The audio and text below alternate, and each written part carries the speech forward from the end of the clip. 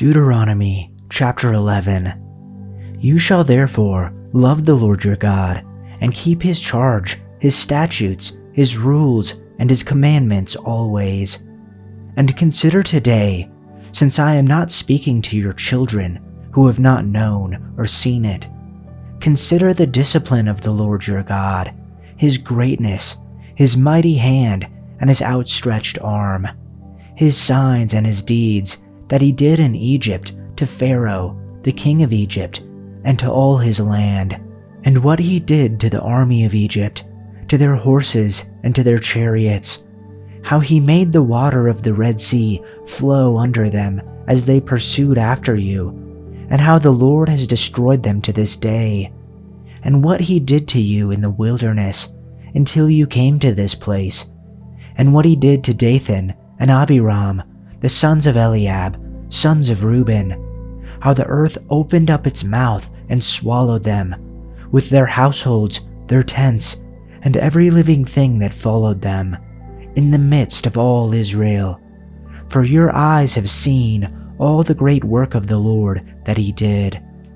You shall therefore keep his whole commandment that I command you today, that you may be strong, and go in and take possession of the land that you are going over to possess, and that you may live long in the land that the Lord swore to your fathers to give to them and to their offspring, a land flowing with milk and honey. For the land that you are entering to take possession of, it is not like the land of Egypt from which you have come, where you sowed your seed and irrigated it like a garden of vegetables. But the land that you are going over to possess is a land of hills and valleys, which drinks water by the rain from heaven, a land that the Lord your God cares for. The eyes of the Lord your God are always upon it, from the beginning of the year to the end of the year.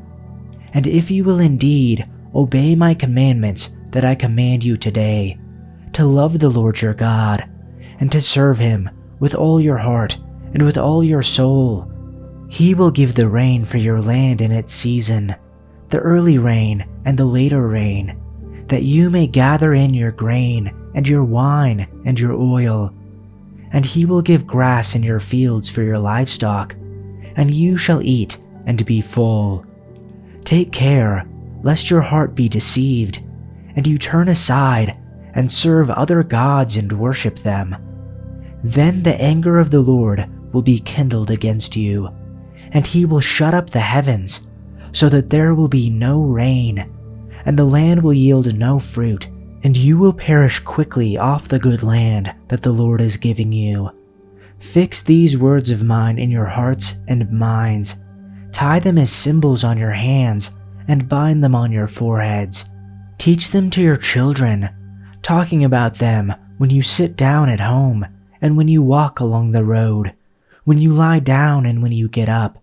Write them on the doorframes of your houses and on your gates, so that your days and the days of your children may be many in the land the Lord swore to give your ancestors, as many as the days that the heavens are above the earth. If you carefully observe all these commandments I am giving you to follow, to love the Lord your God, to walk in obedience to him, and to hold fast to him, then the Lord will drive out all these nations before you, and you will dispossess nations larger and stronger than you. Every place where you set your foot will be yours. Your territory will extend from the desert to Lebanon, and from the Euphrates River to the Mediterranean Sea. No one will be able to stand against you.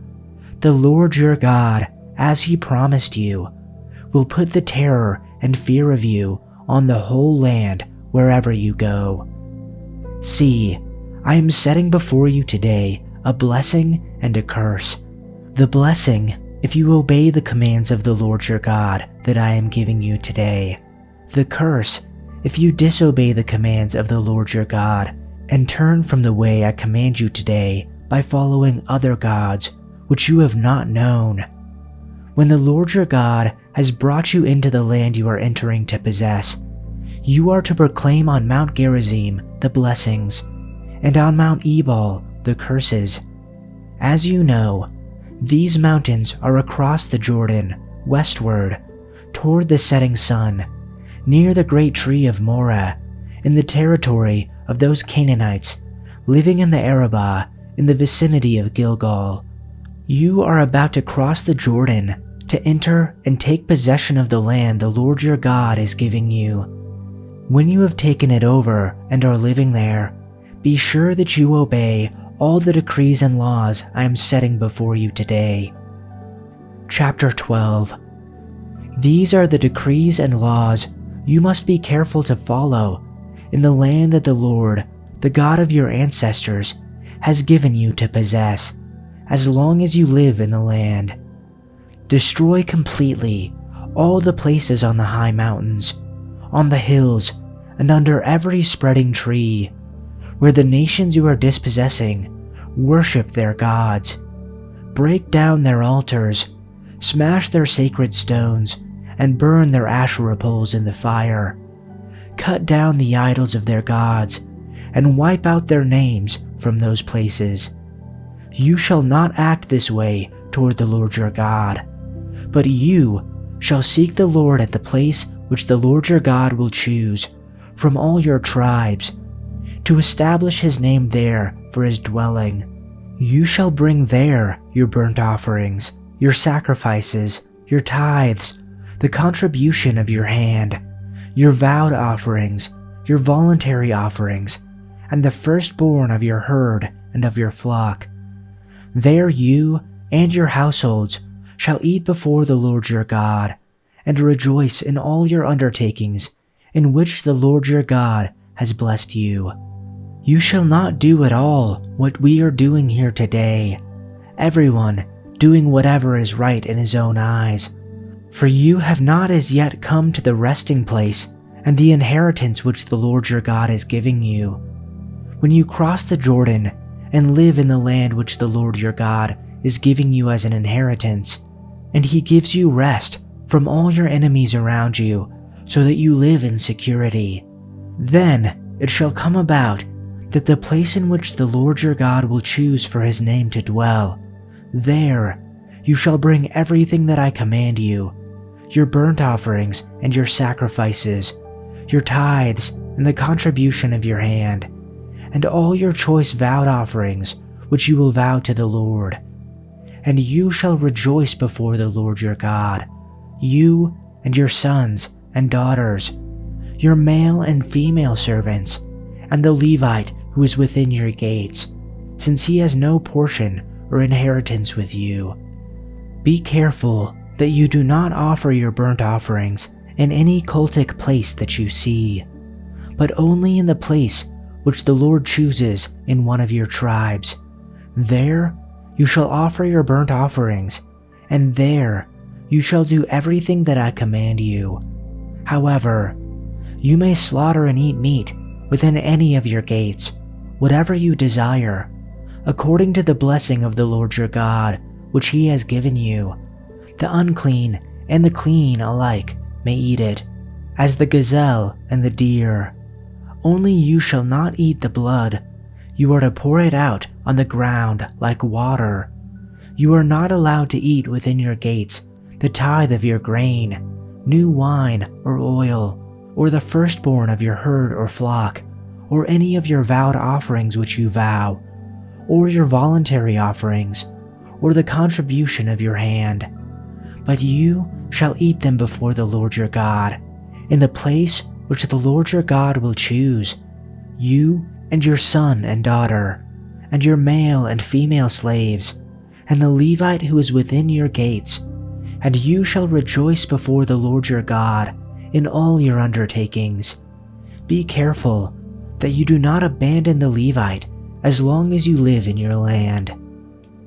When the Lord your God extends your border as he has promised you, and you say, I will eat meat, because you desire to eat meat, then you may eat meat, whatever you desire.